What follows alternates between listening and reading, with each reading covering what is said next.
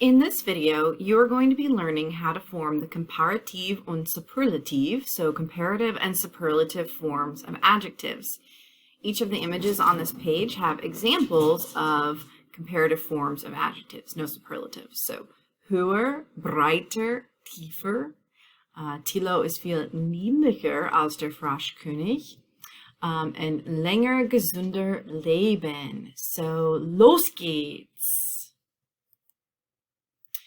Here are a few more comparisons. Adjectives come in three forms. The positive, which is the normal form that we would see on a vocabulary list, the comparative, and the superlative. And you're going to notice some things that are similar to English and some things that are a little bit different from English in this lesson.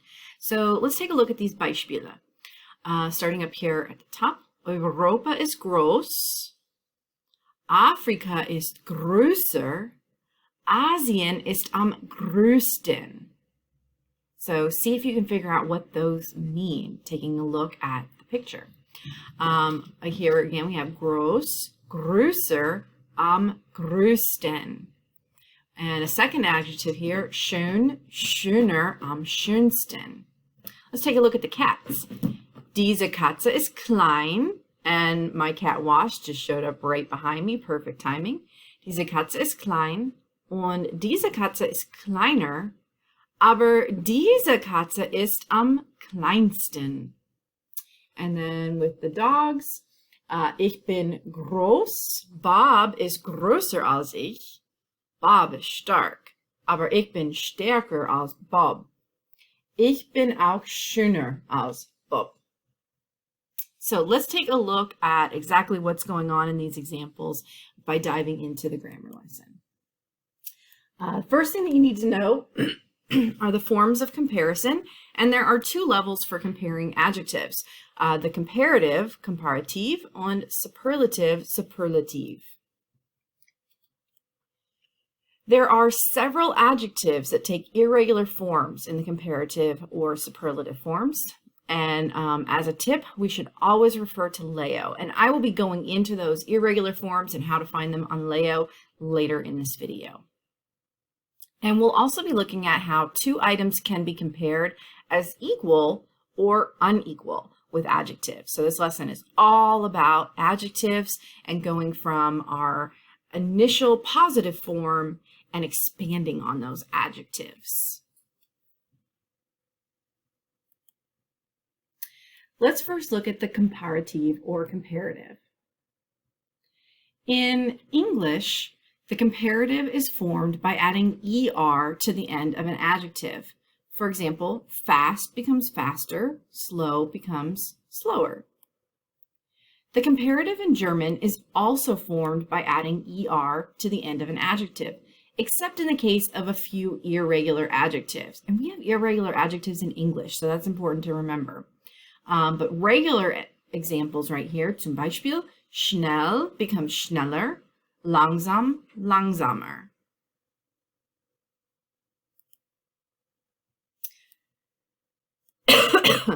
Unlike in English, where we sometimes add more in front of an adjective to form a comparison, German never does this. So it can be a little tricky sometimes, especially for language learners, people learning English for the first time, kind of struggle with this. When do I say more beautiful or do I say beautifuler? So in English, where we do this more thing, in German, you never do. You always simply add an ER to the adjective. So taking a look at it, two examples here. She is prettier, is sie ist schöner. In English, we don't say it is expensiver. We have to say it is more expensive, and es ist teurer. Mehr in German is typically only used in front of nouns. So a couple examples here. I have more pencils. Ich habe mehr Bleistifte. He needs more time. Braucht mehr Zeit. It does not typically get added to adjectives the way we do in English. The second form of adjectives that we're going to be looking at in this lesson is the superlative. In English, we simply add est to the end of an adjective. For example, fast becomes fastest, slow becomes slowest. There's an extra step in German with the superlative. The superlative in German is formed by adding in front of the adjective and sten to the end of an adjective, except in the case of some irregular adjectives. So zum Beispiel, schnell becomes am schnellsten, which is kind of like saying the fastest, but we don't really translate the in these phrases. Langsam becomes am langsamsten. So we add and sten to the end of our adjective in the superlative with regular adjectives. And just like the more and mehr situation that we have in English we sometimes add most in front of an adjective to form the superlative, but German never does this. So without the most, she is the prettiest, sie ist am schönsten. We don't say it is the expensive ist, we say it is the most expensive. But in German, it literally translates to it is the expensive ist, but we would say it is the most expensive. Es ist am teuersten. We do not add the word most in German in front of adjectives. And just like mehr, meist is typically only used in front of nouns, and it does take endings, which is something we're going to learn later in our German studies. But a couple examples of this. I have the most pencils. Ich habe die meisten Bleistifte. He needs the most time. Braucht die meiste Zeit. But we don't have to worry about this meist right now because you don't do it in German the way that we do it in English. Here is a really important thing to remember, and for the next couple slides of this video, and hopefully you've been pausing it and taking notes as you've been going along, it's going to be really important that you do pause and take down the charts that you're going to see on the next few slides. When an adjective in German ends in a D, a T, an S, an SZ, an ST, an X, or a Z, the letter E gets added between the end of the adjective and the superlative ending sten. Okay, so this is really important. Put this in your notes, highlight it, put a star next to it, whatever you need to do to remember this rule. Here are some common examples, allgemeine Beispiele. Beliebt, here we end in a T, so the superlative becomes am beliebtesten. It just makes it flow a little better. It's a little easier to say, and it's the correct way to do it, am beliebtesten. Heiß, here we have an S set, so we have to add an E, am heißesten, meaning hottest. Interessant ends in a T, am interessantesten. Leicht ends in a T, am leichtesten. Nett ends in a T, am nettesten. Preiswert ends in a T, am preiswertesten. Schlecht ends in a T, am schlechtesten. Spät ends in a T, am spätesten. Now let's look at some irregular forms of adjectives, and this is going to be another point in the video where you should stop and take notes. So unregelmäßige Formen, irregular forms. There are several with adjectives that you have learned at this point in your German studies. So I want you to have them all for now in your notes. You're going to be seeing them in the exercises that we're doing, so it's important to have these in your notes. So allgemeine unregelmäßige Formen, common irregular forms, with the German on one side and the English on the other, going down through these, and you'll notice that several of these get umlauts. Typically, not a rule, but typically if an adjective is a single syllable adjective in German, it will get umlauts in the comparative and superlative. This isn't an always rule, it's a most of the time rule. And you're going to see some that don't do it here and there, but most of these here do it. So alt changes to älter and am ältesten. Gern, totally irregular, lieber and am liebsten. Groß, größer, am größten. Gut, besser, am besten. Just like in English, we don't say good, good, or goodest. This one is irregular in German as well. Gut, guter, am besten, good, better, best. Hoch, höher, am höchsten. Kalt, kälter, am kältesten. Klug, klüger, am klügsten. Jung, jünger, am jüngsten. lang, länger, am längsten, viel, mehr, am meisten. Also very irregular in English. We say much, we don't say mucher and muchest, much, more, most. So viel, mehr, am meisten. And then warm, wärmer, am wärmsten. So these are very common irregulars, but there are more out there. These are just adjectives that you should be fairly familiar with at this point in your German studies. So they're ones that are going to come up as we start practicing this grammar concept. Now let's look at doing comparisons with adjectives. So gleiche Steigerungen, equal comparisons. What are we talking about here? So in English, we compare two things as being equal with the phrase as blank as. For example, Manuela is as tall as Marcus. They are equal in height, so as tall as. Anka is as old as Akim.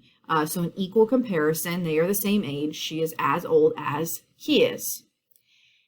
In German, when we do this, we are going to have so blank wie for our equal comparison. So taking those same sentences in English into German, Manuela is so groß wie Marcus. She is as tall as. Anka is so alt wie Achim. She is as old as. And it's important to note that when we're doing these comparisons, both items, both people, both things are in the nominative case because nothing is happening to these items. They're not direct objects or anything. So for example, ich bin so klug wie du. If we turn this around, we would say, du bist so klug wie ich. You are as smart as I. In English, we usually say you are as smart as me, but this is grammatically incorrect. It's you are as smart as I am. So you have to kind of think about that left off verb after I am. You don't say you are as smart as me is or me am. You are as smart as I am. So nominative case for our equal comparisons. And there are also unequal comparisons in German, Ungleiche Steigerungen, so unequal comparisons. In English, we compare two things as being unequal with the phrase blank then using the comparative form of the adjective. For example, Manuela is taller than Marcus. Anka is older than Akim. And important, make sure you spell that right, than, T-H-A-N, instead of then. See that sometimes in English. So in German, we use the comparative form of the adjective and the word als to form these comparisons. So Manuela is größer als Marcus. Anka is älter als Achim. And just like in the equal comparisons, our unequal comparisons are also always in the nominative case. Ich bin klüger als du. I'm smarter than you. And we have to think about that as I am smarter than you are. Or if we turn this around, du bist klüger als ich. You are smarter than me, which is literally you are smarter than I am. So nominative in our comparisons. The last thing that we need to look at is how do you find these comparative and superlative forms of adjectives in the future if you're not sure how if it's regular or irregular, how to form it. My recommendation, as always, is go to Leo. So www.leo.org. In the search bar, you would put in your adjective. For example, we want to check our forms of alt. When you come over here, make sure you're in the adjectives section, and you're going to click on this little table to open the adjective table, as you see popped up when I floated over the table. You have a lot of things right now that you don't know how to do, so you can kind of just ignore these things. Up here in the top, you see the words comparative and superlative. Ignore those for right now because they're going into adjective endings that you don't need. The main thing that you need to look for is this right here. So Grundformen, Komparativ und Superlativ, which are the original forms of, so Grundform Komparativ is älter. So those umlauts and the ER added for the comparative, and for superlative, We add that to the beginning. Ältesten gets umlauts. Alt has a T, so we add the E and we get ältesten. Those are a lot of rules to remember, especially early on. So as you're doing practice exercises for my class, or if you've just stumbled across this video, I recommend coming to Leo and looking these up. If we look at another example, interessant was in our lesson. I come down here, I'm in my adjective section, and I'm going to click on that verb table, scroll down just a little ways, and you see Grundformen. So maybe in your notes, my students, in your notes, add the word Grundformen, Komparativ and Superlative, as a reminder to yourself on how to find these on Leo.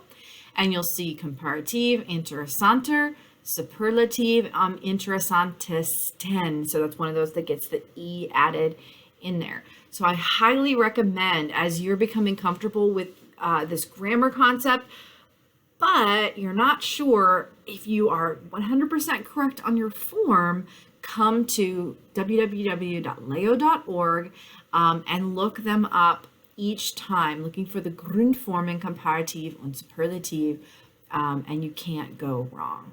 Okay, so if you are watching this video because you missed our in-class lesson and you have questions, please either come to my office hours or email me, and I am happy to help.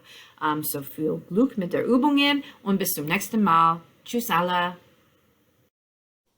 Tschüss von Frau Katzen und Wasch.